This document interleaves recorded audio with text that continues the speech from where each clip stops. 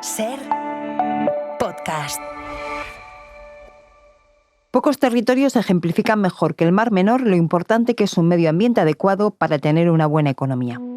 Una joya de la naturaleza, del paisaje, del territorio, que llegó a colapsar fruto de una política territorial y económica depredadora, a que había olvidado que la economía es una variable dependiente de la biosfera. Pero también aquí se está demostrando que claro que se pueden hacer las cosas bien, y claro que hay alternativas para regenerar el territorio y dinamizar la economía. Claro que se puede. Hola, ¿qué tal? Soy Mariola. ¿Qué Un tal? podcast sobre transición verde y medio ambiente en el que intentamos responder a la gran pregunta: Encantada.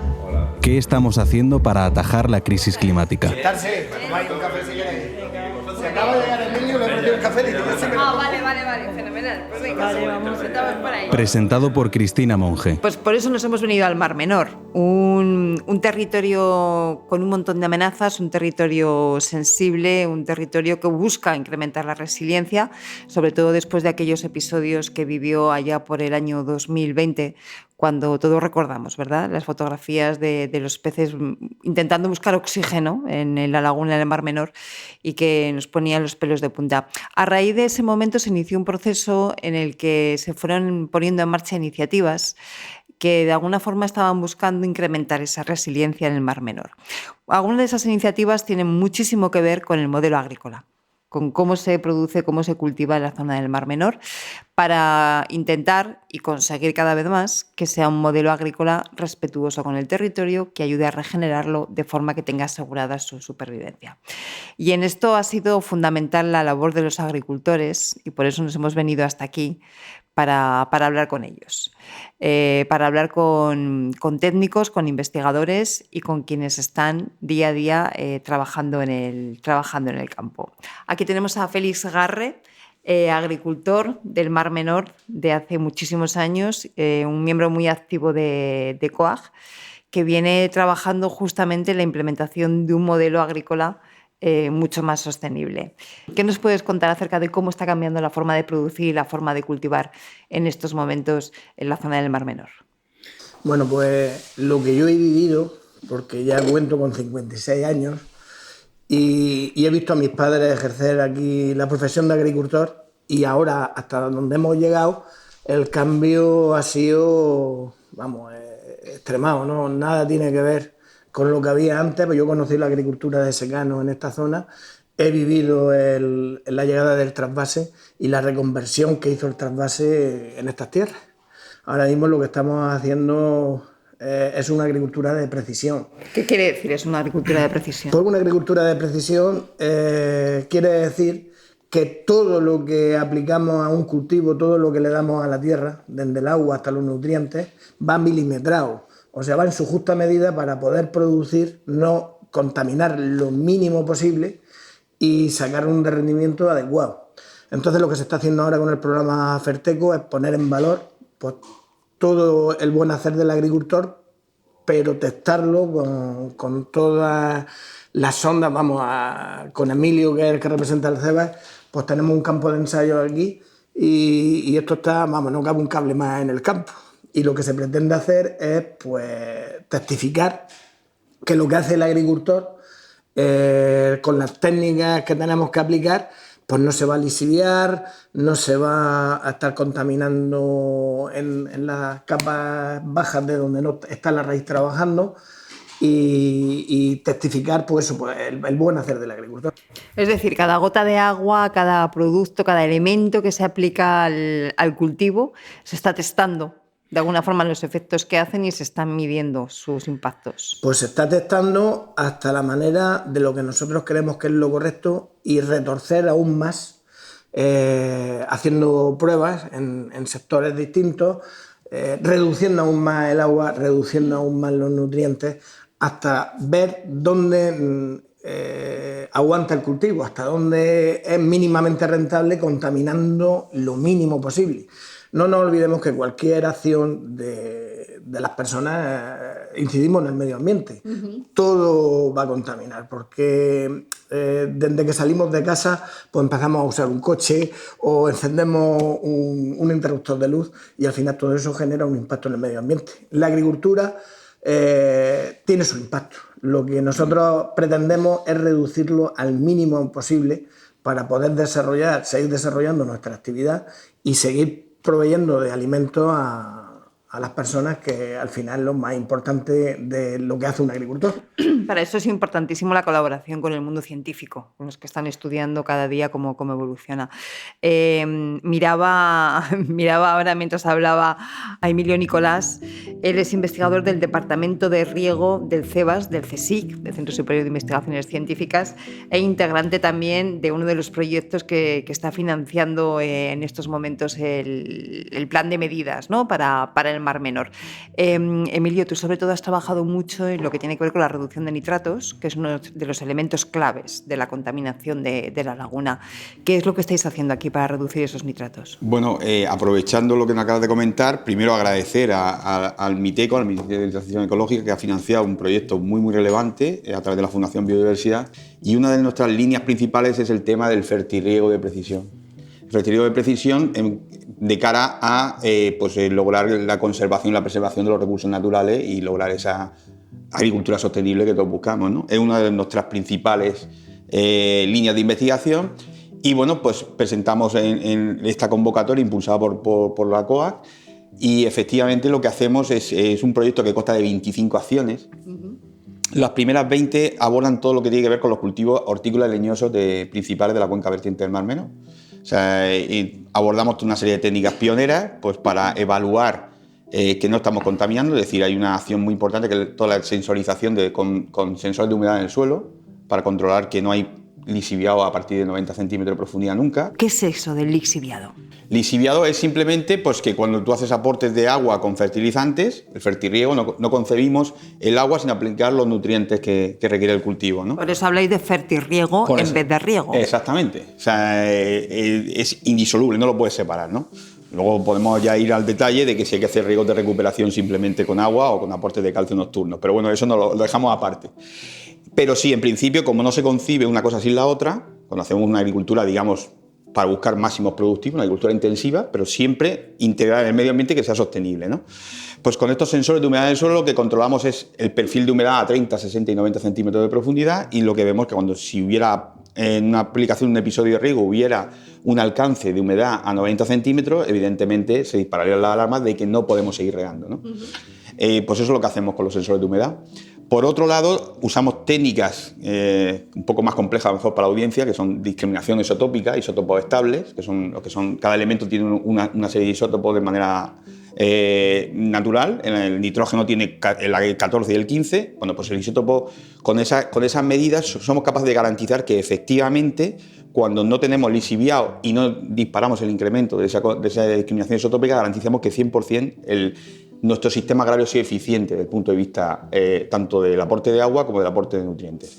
Principalmente el nitrógeno, que es el que nos interesa y el que puede llegar potencialmente al acuífero.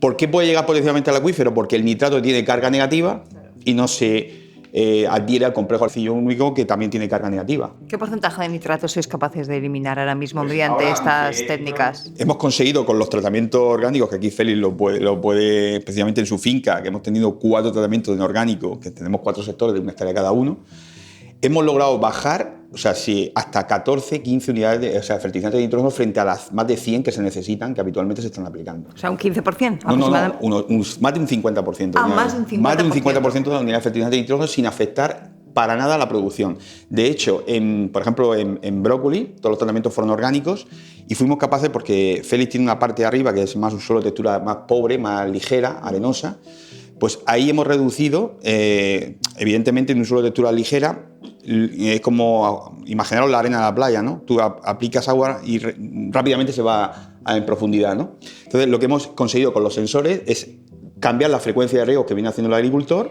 Entonces, hacemos mucha más frecuencia con dosis muy bajas y hemos conseguido ajustar la dosis exacta de riego diferente a los otros 3 sectores que son franco-arcillosos, que tienen más capacidad retentiva y más nutrientes, y el cambio ha sido, hemos conseguido la misma producción, pero con distinto orden de magnitud, tanto de aplicación de agua como de fertilizante. Y Félix, cuando se aplican este tipo de técnicas en el día a día en el campo, implica un cambio muy importante de trabajo a la hora de cultivar, etcétera, o son técnicas que se pueden aplicar de forma más natural? Bueno, nosotros estábamos aplicando ya el no gastar mucha agua ni gastar demasiado abono por naturaleza. O sea, es una cosa que a nosotros nos cuesta un dinero y no queremos derrocharla.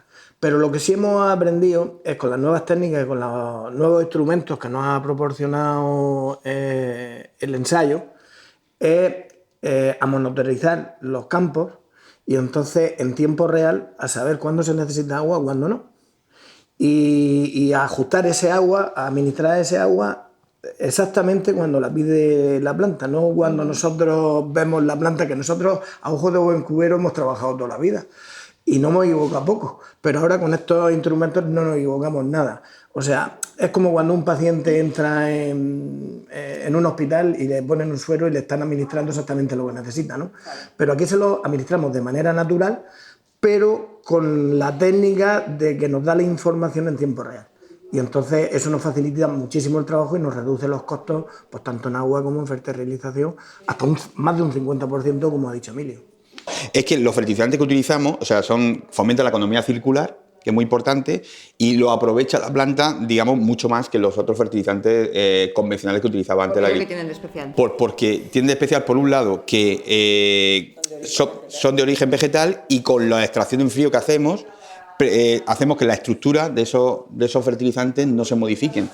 Y al aplicarlo lo que hacemos es mejorar la huella hídrica, es decir, aprovechar todo el agua que ya lleva en origen, y luego pues tener una repercusión de que al aplicar, digamos, los componentes que están en el suelo en forma de aminoácidos, en forma que no son lisiviables, pues estamos mejorando luego el comportamiento del cultivo. Con lo cual, baja unidad de nitrógeno, porque es que, claro, algún agrónomo que nos esté escuchando y dice, ¿cómo con 15 unidades de nitrógeno podemos sacar un cultivo por hectárea?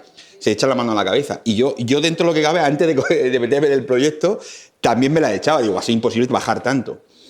Pero sí, estamos teniendo ya 2 ciclos de melón y brócoli, que son la alternativa más, digamos, más realizada en el campo de Cartagena, al aire libre, en cultivo hortícola, y estamos viendo resultados espectaculares. O sea que claro que se puede. Claro que se puede, sí, sí.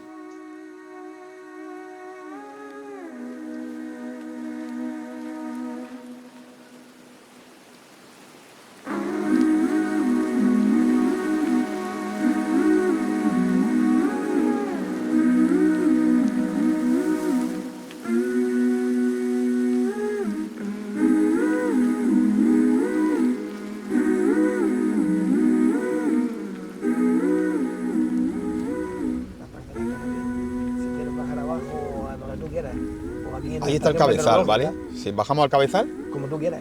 Si todo esto lo tienes lleno de sensores por todos lados. Mira, estos son un sensor del clima meteorológico, y ahí tenéis en el terreno, cada sector está con sus sondas de humedad, ¿vale? Del suelo, que son aquellos postes que veis. Sí, se ven. Entonces, pues bueno, pues con eso tenemos el control que tenemos instalado a 30 centímetros y a 90, para que jamás llegue el agua de riego con los subfertilizantes, jamás llegue a 90 centímetros, con lo cual potencialmente estaríamos provocando una llegada a lo mejor a masas de agua subterránea de los aportes de nutrientes que hagamos, ¿no? Y bueno, como veis ahí, veis un sector y ahí otro, son 3 repeticiones siempre por cada sector, ponemos 3 repeticiones con sondas de humedad, de manera que no por un punto digamos que está bien, sino que tengamos representatividad en la instalación de los sensores de humedad del suelo, para que los datos sean evidentemente de 3 repeticiones distintas. No sé, es un aspecto que en investigación lo tenemos que tener claro. Si logramos, no por tener un punto que no hemos llegado, a lo mejor tenemos una zona en la finca que sí está llegando la humedad, y por tanto hay que hacer correcciones en el sistema de riego, ¿no? En la dosis de riego a aplicar. Esto lo estamos viendo en un campo de brócoli. ¿Se puede aplicar a otro tipo de cultivo? Por supuesto que se puede aplicar. De hecho, se aplica a todos los cultivos. Todos los cultivos tienen su sistema de monitorización similar. Hay que garantizar que con el riego y con la fertilización jamás alcanzamos los 90 centímetros potenciales, en los que no hay sistema radicular seguro, y por tanto no va a haber absorción de nutrientes, y todo lo que llegue a esa profundidad de suelo se está perdiendo, ¿eh?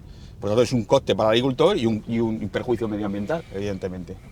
Eso pasa mucho, ¿no? Que cosas que son perjuicio medioambiental en realidad también son un coste para el agricultor. Por supuesto, o sea, los fertilizantes son caros y el agua de riego puede suponer hasta la mitad de los costes de producción de un agricultor. Por tanto, hay que conservarlo por todas las razones, por el pacto económico, social y medioambiental, ¿no?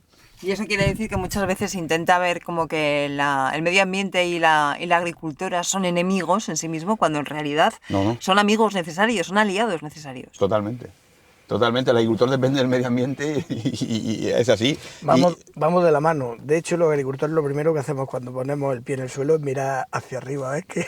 ¿Qué tiempo nos hace o qué día va a hacer? Entonces jugamos con lo que hace el clima y no podemos controlar el clima, pero sí podemos hacer que actúe un poco en beneficio nuestro, ¿no? Anticipándonos un poco con los riegos, con las fertilizaciones a lo que va a hacer el clima. Aquí estamos en zona 2 del Mar Menor, que nos permiten 2 cosechas. Aquí lo que tenemos ahora mismo es brócoli y en el mes de marzo vamos a rotar con melón. Ahí el sector que os diga más de textura ligera es aquel de allá. Entonces comparamos lo que hacemos allá, o sea, con los sensores y tenemos hay que diferenciar. Claro, hay que diferenciar mucho entre esta parte de acá, que son 3 sectores, que tienen una textura franco-arcillosa, como veis, la que tienen ahí Félix cerca del Cabezo, que es más de textura ligera. Entonces cambia los balances que tiene que utilizar y las frecuencias de riego y todo eso. Y eso nos ha dado mucho juego, porque hemos mantenido la misma producción, pero con distintas cantidades de agua y de nutrientes aplicados. Emilio, ¿todos los datos que se generan aquí, dónde van? Porque aquí estamos viendo que hay plantados una especie de testigos, ¿no? Que son los que están midiendo y los que te están mandando los datos a algún tipo de central. Sí, a un servidor, a un programa que lleva su usuario y su password, introduces el usuario y la contraseña y te viene todo en tiempo real el valor de la humedad, de la temperatura del suelo, de las condiciones ambientales, de aquella estación climática. Pero esos datos llegan a un terminal del CSIC, a un servidor del CSIC, y a partir de ahí los analizáis. Exactamente. Bueno, aquí por la altura, esta mañana hace un poco de calima, pero casi se observa el Mar Menor perfectamente, y si la calima nos impide ver la manga del Mar Menor, pero se ve perfectamente de donde estamos.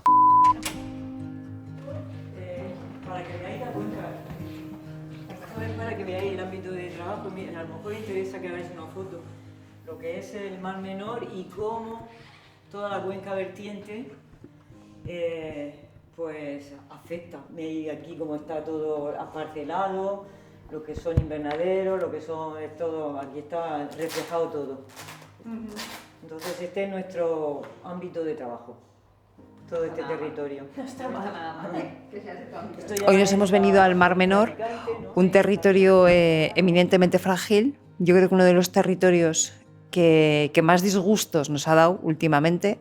A nadie se nos olvidan esas imágenes de los peces, de esa mortandad de peces en esa sopa verde que se convirtió en la laguna del Mar Menor, y que yo creo y me consta que de alguna forma levantó toda una movilización social, sacudió conciencias de alguna manera, y no solamente eso, sino que puso en marcha también proyectos y actuaciones. Es decir, no solamente alarmó y concienció, sino que también motivó las actuaciones, ¿no?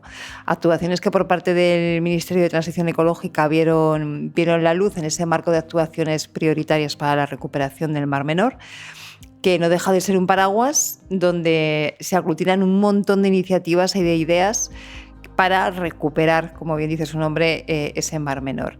Nos ha recibido aquí en esta tierra Paca Baraza, que es la directora de la oficina que dinamiza todos estos proyectos alrededor del Mar Menor, y una persona que no solamente está unida a esta tierra porque es de aquí, sino que pasando unas horas con ella podemos comprobar, ¿verdad, Mariola?, hasta qué punto conoce el territorio, las gentes, su problemática y lo que se está haciendo.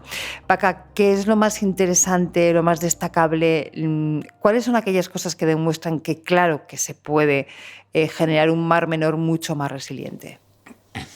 Bueno, yo creo que por una parte el compromiso político, entre otras cosas, y la ambición de querer implicarse de forma responsable para abordar una serie de actuaciones que puedan ser útiles para buscar esas soluciones. Las soluciones ante una crisis de las dimensiones que ha padecido el Mar Menor, una crisis eutrófica, no son fáciles, ni se resuelven de un día para otro, sino que requieren tiempo, pero sobre todo requieren tener una hoja de ruta clara. ¿Cuáles serían las actuaciones que tú destacarías como aquellas que generan un impacto más positivo? Las actuaciones interesantes son aquellas que permiten recuperar la funcionalidad de este territorio y sobre todo relacionada con el agua. Así que son actuaciones que nos van a permitir filtrar el agua, retener contaminantes, retener sedimentos cuando vienen esos episodios de lluvia torrencial como los que padecemos en estas zonas, y son actuaciones que revalorizan también el paisaje y el territorio, renaturalizar, regenerar. Son cuestiones que desde el principio nos enfocamos a ello. Por eso diseñamos un cinturón verde que permitiera en la parte más próxima a la ribera del Mar Menor renaturalizar, crear zonas verdes, pero que sirvieran a la vez de filtrado, de retención de sedimentos, de recuperación de cauces, de evitar inundaciones a las poblaciones que están en la ribera del Mar Menor, y teníamos que buscar soluciones para compensar todo ese tipo de efectos perniciosos. Eso quiere decir que básicamente habéis trabajado con el mundo agrícola y con la parte de ordenación del territorio. Bueno, hemos trabajado sobre todo con el mundo agrícola porque entendíamos que el sector agrícola era uno de los sectores clave que ha afectado muchísimo a la contaminación de nitratos y por lo tanto a la contaminación del acuífero y de la laguna del Mar Menor. Entendíamos que tenía que formar parte de la solución de los problemas, es decir, es un sector muy importante que genera mucho desarrollo económico para la zona, así que una de las líneas de trabajo que venimos desarrollando precisamente es acompañar y ayudar con determinados apoyo económico, con ayudas a través de la Fundación Biodiversidad, distintos proyectos que permitan ver las posibilidades de una gestión agronómica y de un manejo del territorio desde el punto de vista de la agricultura más sostenible, de cara a futuro incluso, ¿no? De cara a las exigencias incluso del propio consumidor, que cada vez somos más exigentes a nivel de los productos que consumimos. Así que tenemos un programa que ya lleva 2 años de desarrollo, de subvención a 10 proyectos muy emblemáticos, de carácter piloto, que permita demostrar que hay otras prácticas agronómicas diferentes, que podemos trabajar a nivel de parcela, en la fertilización, en la reducción del consumo de agua, en la reducción de nitratos y en la mejora de la estructura agrícola. Cuando se plantean proyectos que implican cambios tan importantes en el conjunto del territorio, la agricultura, las minas, el urbanismo, la ordenación del territorio, es muy difícil que se pueda hacer sin un acuerdo con el conjunto de la sociedad. Y tengo la intuición de que una de las claves del éxito en esta tierra es esto que se llama el Pacto por el Mar Menor. Tenemos aquí a su presidente y portavoz, Ramón Pagán, que creo que representa bien ese espíritu, no digamos de consenso fácil, ni mucho menos, sino ese espíritu de diálogo, de conversación, de discusión positiva en el sentido de intentar llegar a acuerdos que hagan más fáciles todos estos procesos de transformación, porque estamos hablando de una transformación muy importante para el conjunto del territorio. Ramón, en una tierra como esta, que como tantas otras es plural, diversa, con intereses contrapuestos muchas veces, ¿cómo hacéis para establecer un diálogo en torno a estas iniciativas prioritarias para recuperar el Mar Menor? No es nada fácil. Ya te digo que Pacto nació en el año 2015, cuando ya empezábamos a ver que la situación en el Mar Menor era grave, y como su propio nombre indica, nació para establecer esos contactos y buscar soluciones. Lo primero que tengo que decir es que nosotros nos hemos sentido afortunados y nos hemos sentido muy, muy contentos de que el Ministerio de Transición Ecológica haya acogido el reto de ponerle solución a esta grave situación, ¿no? También tengo que decir que lo que somos las organizaciones sociales que hemos estado en defensa del Mar Menor, y no solamente Pacto, también Ecologistas en Acción, ANSE, hemos trabajado muchísimo para que el Mar Menor estuviera dotado de una ley de protección y recuperación de la laguna, una ley que establece cuáles son las normativas que se tienen que seguir en el campo para que no haya contaminación de fertilizantes y todas estas cuestiones.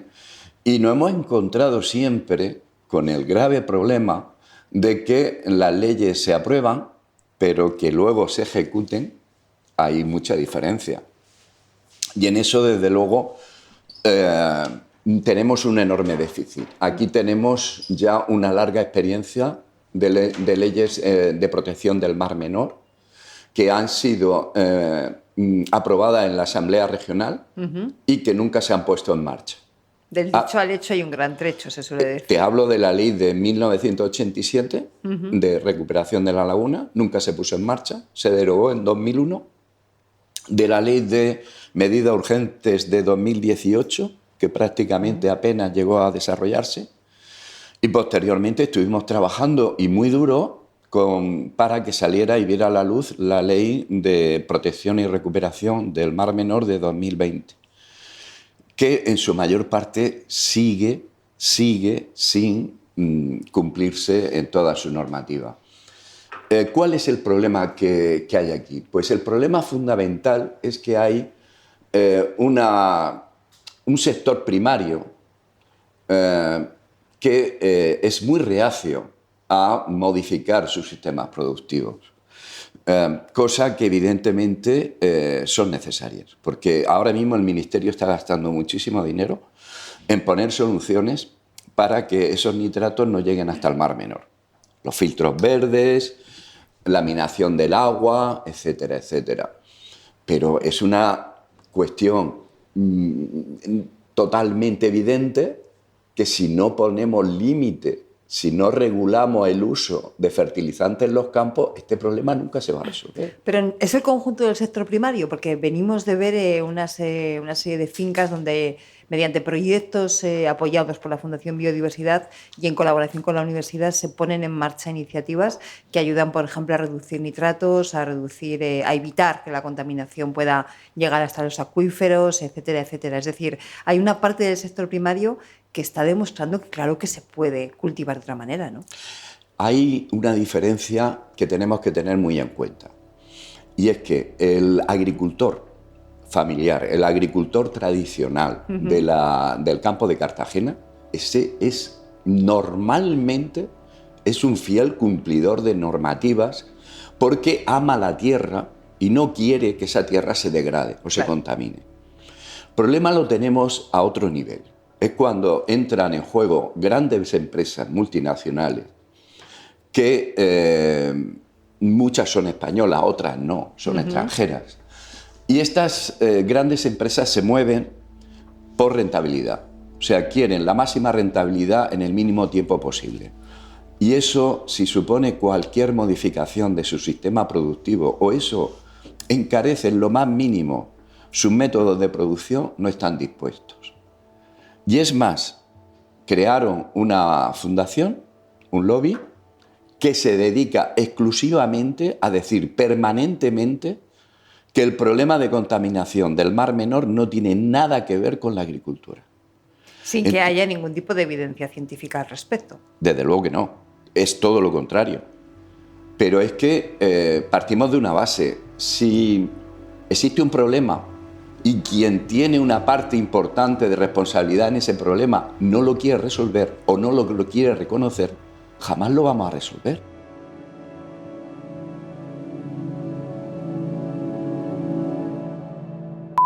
Estamos aquí en el espacio Las Ovejeras, en la Cesta de Juan, con José María Egea, que es el coordinador del proyecto Agrosimbiosis, y con Ricardo y Estefanía, que son dos de los técnicos que trabajan precisamente en este proyecto. ¿En qué consiste el proyecto Agrosimbiosis?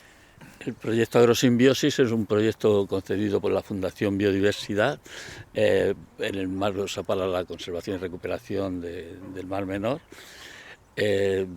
dentro del programa relacionado con la agricultura. Agrosimbiosis lo que pretende es establecer simbiosis entre todo el sector agroalimentario para poner iniciativas relacionadas con la transición agroecológica en el Mar Menor desde el punto de vista de la bioeconomía circular y social y bueno, para contribuir a su conservación y recuperación. Pues son fincas colaboradoras como puede ser la finca de la Ovejera, de donde estamos ahora mismo. ¿Y qué se hace en estas fincas? O sea, ¿qué objetivos tiene ahí el proyecto? Sí, hay las 8 fincas, no todas son igual, o sea, no todas están haciendo las mismas actividades, las mismas acciones. 5 de las fincas son, bueno, en todas se está haciendo una restauración agroecológica. Las 8 en principio estamos haciendo una restauración agroecológica. 5 de ellas lo que se está trabajando fundamentalmente es en relación con el aumento de la biodiversidad tanto cultivada como biodiversidad asociada para el control, pues, para atraer a la fauna auxiliar que pueda controlar plagas y enfermedades, y también priorizando también el tema de la fertilización. O sea, los 2 principios para la restauración agroecológica de la finca es aumentar la biodiversidad en la finca. El otro tema fundamental es el aumento de la fertilidad del suelo. Es decir, estamos en suelos muy súper degradados, con muy pobre materia orgánica, muy salinizados, y lo que estamos, como ves por aquí, pues estamos incorporando mucha materia orgánica para devolver la calidad del suelo, la estructura del suelo, para mejorarlo. Esos son en esas 5 fincas.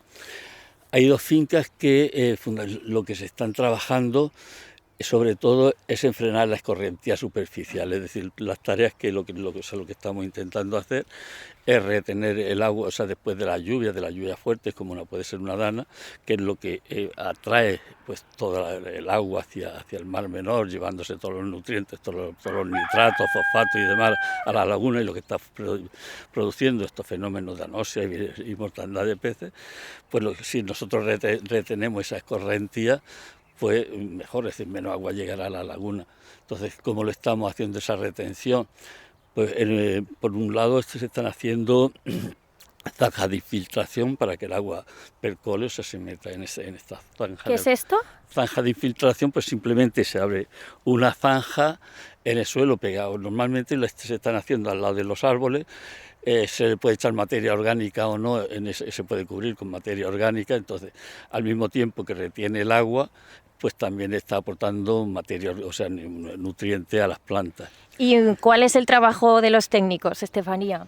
Los técnicos solucionamos todas esas actuaciones, todo eso hay que llevarlo a cabo, alineado y en paralelo siempre con las fincas, que tienen que implicarse, no somos nosotros los que estamos realizando el trabajo de manera autónoma, siempre es un trabajo colaborativo. Por ejemplo, aquí en el espacio La Ovejera nosotros venimos, hablamos con Juan y David, que son las personas que desarrollan este proyecto, vemos de qué manera también fortalecer en algunas líneas que necesitan más ayuda, más colaboración, venimos a veces a apoyarles en el manejo o a hacer algunas actuaciones concretas. Por ejemplo, aquí el seto perimetral de la finca, pues hemos estado nosotros viniendo como a ejecutarlo. Ellos hay veces que van desarrollando de manera autónoma algunas de las actuaciones y nos llaman y nos piden, oye, faltan estos materiales, o hay un trabajo súper colaborativo de cooperación y de aprendizaje mutuo. Y aparte, bueno, José María ha hablado de todo el desarrollo de las fincas, pero del proyecto Agrosimbiosis tiene también toda una línea de conexiones con el mundo de la hostelería, de desarrollo también de mercados, dando salida a todos estos productores. Hemos estado también haciendo mucho trabajo de análisis, de ver cuál es la realidad, la alternativa para la comercialización, que es uno de los grandes problemas que encuentran los productores que tratan de innovar en un cultivo como más ecológico.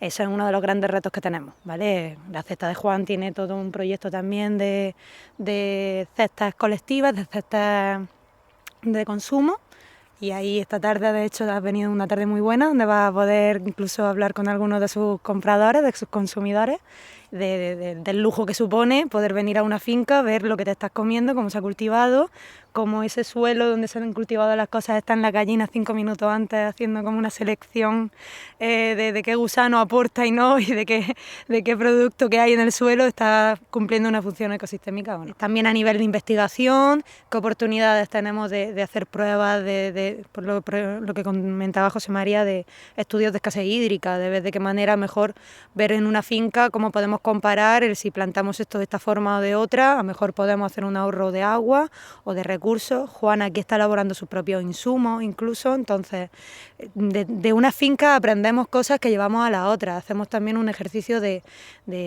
compartir, de aprendizaje mutuo entre las distintas fincas y de conexión de comunidad entre los distintos productores agroecológicos. Aquí una de las actuaciones que se ha hecho que funcionó súper bien fue la instalación de un seto perimetral con especies autóctonas y con muchas aplicaciones para la agricultura, ¿no? Como una de ellas... ¿Qué especies?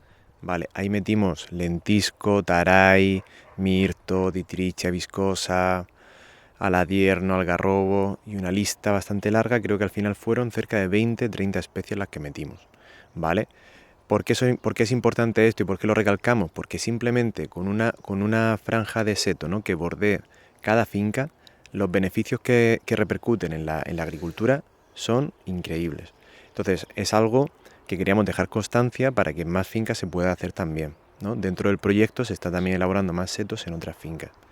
Y otra actuación muy interesante que también se hizo fue la elaboración de un bokashi. Un bokashi es un abono orgánico fermentado de muy rápida elaboración, ¿no? Para ello se necesita, bueno, unos materiales, ¿no?, una lista de insumos y una ejecución, que es importante. Estas dos actuaciones ya están realizadas aquí y hoy justo nos has pillado en un día que estábamos asesorando y viendo cómo estaban las líneas de agroforestería. Yo, a título personal, me dedico a la agroforestería sintrópica y aquí en la finca de Juan hemos hecho bastantes colaboraciones y estábamos analizando cómo estaban y qué ejecuciones tenemos que hacer.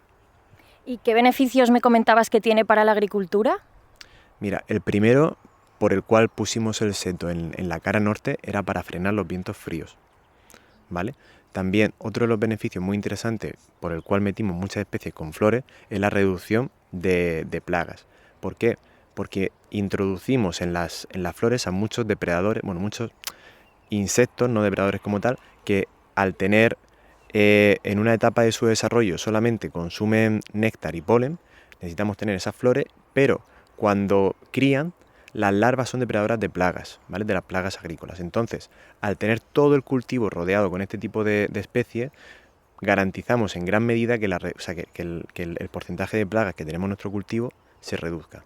Para Ricardo y para mí venir de técnico en esta finca tiene como un especial cariño porque están como muy metiéndole mucha energía, mucho cariño, mucha dedicación a esa conexión con el consumidor que compra sus productos. Entonces yo he estado aquí presente, ha venido la gente a comprar las cosas y en ese mismo momento han dicho, oye, que querían 1 kilo de tomates más. Y en ese mismo instante Juan viene, entra, coge los tomates y te los da. Eso yo no sé en qué otro lugar tienes la oportunidad de tenerlo. Y otra cosa que estamos en este momento también coordinando con ellos, hemos hecho varias veces jornadas de voluntariado. Tú puedes comprar, pero aparte a través del proyecto hemos hecho varias veces jornadas para que si tú quieres venir y aprender de manera gratuita, lo cual es un privilegio en el lugar en el que estamos, porque son saberes que cuesta años, tiempo y dinero llegar a tener. En estos espacios estamos generando la oportunidad de que vengas, de que trabajes colaborativamente con nosotros, que aprendas de todo lo que están haciendo y que construyamos una comunidad agroecológica en la región de Murcia. Porque en esta finca, ¿qué cultiváis concretamente? Porque aquí veo cultivos, veo animales, por si nos puedes contar un poco, David. A ver, aquí cultivamos, la idea principal es que cultivamos de temporada. Entonces cultivamos las cosas según la época del año en la que estés y también intentamos, y bueno, a través del proyecto también tenemos acceso a ello, aunque también lo hacíamos ya de antes, el buscar y plantar variedades de aquí, locales y variedades antiguas. Luego, aparte de hortícola, pues también tenemos bosque comestible con árboles frutales y también tenemos una zona de pasto, aunque todavía no está funcionando, que a futuro que tendremos animales para pastar. Y bueno, pues también hay zonas de estanque con más árboles comestibles, gallineros y todo eso. Luego también hay otras cosas que se plantan que no son directamente para producción, sino que forman parte del modelo que nosotros tenemos de plantación, en el que plantamos cosas para cooperar y colaborar con el cultivo principal que ponemos, que es el productivo.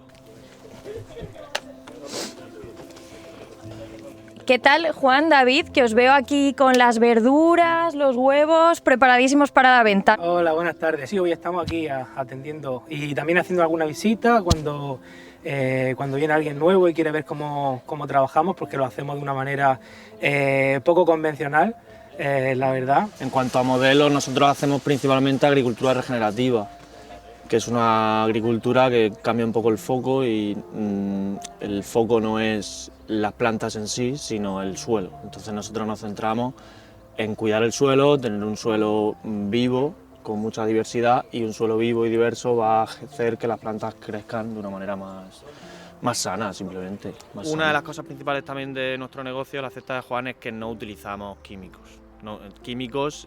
Química hay en todos lados, sino químicos sintéticos. No utilizamos abonos, ni fertilizantes, ni insecticidas, ni herbicidas, ni fungicidas. Todo lo que las plantas obtienen para nutrirse viene directamente de esa biodiversidad y de la complejidad que hay en el suelo. Sí, bueno, la cesta de Juan lleva 10 años funcionando. Y el principio del por qué hacerlo así es por venir también yo pertenezco a la tercera generación de agricultores, entonces he mamado lo que era el cultivo, el monocultivo intensivo, patatín, patatán, los problemas que tiene económicos, que hay ecológicos, sociales. Bueno, pues entonces hace 10 años que empecé con esta alternativa, ¿no? de producir, de tener nosotros el control. Primero el conocimiento, entender lo que estamos haciendo y por qué queremos regenerar la tierra. ¿Y por qué queréis hacerlo? Y pues queremos hacerlo porque creemos que es justo tener una buena vida y que para poder tener una buena vida pasa por algo tan básico como es la alimentación. Y también creo que en la alimentación es un ángulo en la que podemos interferir en varios aspectos.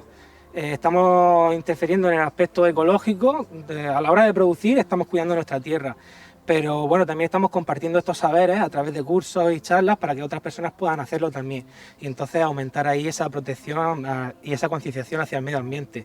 Lo segundo también es lo económico. Nosotros empezamos a tener el control un poco más de lo que es nuestro negocio, separándonos de la industria. Y la regularización de los precios las ponemos nosotros, acordes también al mercado, pero mucho más acordes a lo que realmente a nosotros nos cuesta producirlo y lo que nosotros consideramos que es el beneficio justo para producirlo. Aún así estamos después de 10 años luchando todavía para poder encontrar un equilibrio entre eso. Bueno, nosotros también hacemos esto en gran parte porque vivimos donde vivimos y vemos lo que tenemos alrededor. Y lo que tenemos alrededor es un modelo agrícola que cuando se termine de agotar la tierra, porque el modelo lo que hace es agotar la tierra, lo que va a quedar aquí va a ser un desierto. Entonces nosotros la manera que tenemos de trabajar es un poco también basándonos en la idea de que cuando nosotros terminemos nuestro trabajo, nuestra labor aquí, que quede algo vivo, que quede algo que sea sostenible, que cree algo que sea bueno para la naturaleza, que sea bueno cuando hay una dana, cuando hay escorrentías, que sea bueno para la vida en el suelo, que sea bueno para el ecosistema. Y creemos que el modelo intensivo industrial es lo contrario a eso. Entonces un poco también queremos ver si es posible hacer las cosas de otra manera, ¿no? Y es en lo que estamos. Porque aquí, además de cultivar con técnicas de agricultura regenerativa que comentabas, lo cultiváis y lo vendéis, claro, de forma que fomentáis muchísimo el comercio de proximidad. Claro, exacto. Con todo lo que conlleva eso, porque el comercio de proximidad económicamente es mucho mejor para la zona, ¿no? Porque son directamente las personas que viven ahí que son las que van a disfrutar de nuestros productos y es su dinero el que se va a quedar aquí, no hay intermediarios. Y luego también otra parte que creo que es muy importante el contacto con la gente, el tú a tú, el darle... nosotros no solamente vendemos verduras, nosotros te preguntamos cómo estás, nosotros tenemos una conexión un poco más cercana, no es solamente algo frío de mercancía que... Al final nos vemos todas las semanas con nuestros clientes, desde hace años, entonces, claro, como dice Juan, pues se genera una relación. Que nosotros al final vamos contracorriente porque la gente está acostumbrada desde hace ya mucho tiempo a ir al supermercado y poder comprar absolutamente todo de golpe en el mismo sitio y tener cosas, o sea, productos del campo durante todo el año. Y al final lo sostenible es cultivar en temporada. Y si quieres un tomate en enero, pues te vas ¿dónde? Pues a Argentina, por ejemplo, ¿no? Estamos viendo que, claro, que se puede gestionar el Mar Menor de otra manera y generar una economía que lo concilie con el desarrollo sostenible. Hoy tenemos aquí a 2 representantes de nada menos que de la ciudadanía, de la sociedad civil, que llevan tiempo trabajando por el Mar Menor. Joaquín Nieto, representante de Sea Over Life en el Mar Menor. ¿Qué tal, Joaquín? ¿Cómo estás? Muy buenas. Y Eduardo Salazar, representante de la ciudadanía en el Comité de Tutoría del Mar Menor. Ahora nos contará él lo que es eso. Y también uno de los principales juristas que ha estado trabajando en la comisión promotora de esa iniciativa legislativa popular que consiguió que el Mar Menor tuviera personalidad jurídica. Eduardo, ¿qué ha supuesto esto de que un territorio como el Mar Menor tenga personalidad jurídica? ¿Qué quiere decir? Ha supuesto una revolución ecocéntrica y lo que quiere decir es que igual que las corporaciones, las asociaciones, las fundaciones tienen esa personalidad jurídica, en el caso del Mar Menor, el primero de Europa, es un ecosistema que tiene esa personalidad jurídica, es decir, puede actuar independientemente de las administraciones, puede alquilar, comprar, vender, puede avanzar, puede pedir su restauración, puede exigir. ¿Y esto qué le ha supuesto? ¿Qué ventajas le ha traído al Mar Menor tener la posibilidad de hacer todo lo que le permite disponer de eso que se llama la personalidad jurídica? Esto ha supuesto un espacio de gobernanza inusitado, en el sentido de que los espacios naturales protegidos han tenido espacios de gobernanza que no han funcionado y, sin embargo, en el Mar Menor tenemos a todos los sectores representados, a todas las administraciones, a los científicos, y estamos generando una voz del Mar Menor, una voz legítima o la más legítima, que es la que representa o la que intenta traducir en actuaciones las necesidades que tiene el Mar Menor desde el punto de vista ecosistémico. O sea que el Mar Menor de repente puede defender sus derechos. Correcto. Joaquín, como representante de Sea Over Life en este territorio, ¿cuáles consideráis que son las herramientas que os dan el disponer de esa personalidad jurídica en el Mar Menor? Hasta ahora disponíamos de todo un arsenal de herramientas de protección ambiental para proteger ese ecosistema, la laguna salada más importante de Europa. Todas las leyes de protección de las aves, CEPAS, todos los lugares de interés, todas las normas habituales de protección ambiental protegían las islas del Mar Menor y al propio Mar Menor. Lo que sucedía es que esa protección era muy difícil de aplicarla. Esta nueva figura, la de personalidad jurídica del Mar Menor, viene a ser un complemento imprescindible para que toda esa protección se pueda cumplir, porque ahora hay un ente que tiene personalidad y puede exigir que se cumpla, exigiendo sus propios derechos. Puede ir a los tribunales a exigirlo y eso es una novedad impresionante. En realidad es algo nuevo esto de los derechos de la naturaleza desde una perspectiva ecocéntrica y no antropocéntrica. Es algo completamente nuevo y todo lo que se está haciendo es algo que representa una innovación enorme, porque esa figura, el Mar Menor, no se levanta una mañana y va al juzgado a poner una denuncia, pero sus representantes, es decir, la tutoría del Mar Menor que se está poniendo en marcha, sí podría hacerlo. Ese es el sentido del asunto y están todos los ojos del mundo puestos en cómo va a funcionar ese Mar Menor con su personalidad jurídica, cómo va a funcionar esa tutoría. Claro que se puede es una producción de Ser Podcast presentada por Cristina Monge. Guión, Cristina Monge. Producción, Raquel Fernández y Mariola Sarrió. Realización sonora, Roberto García. Reportajes, Mariola Sarrió. Puedes escuchar Claro que se puede en Ser Podcast en todas las plataformas de audio o en YouTube.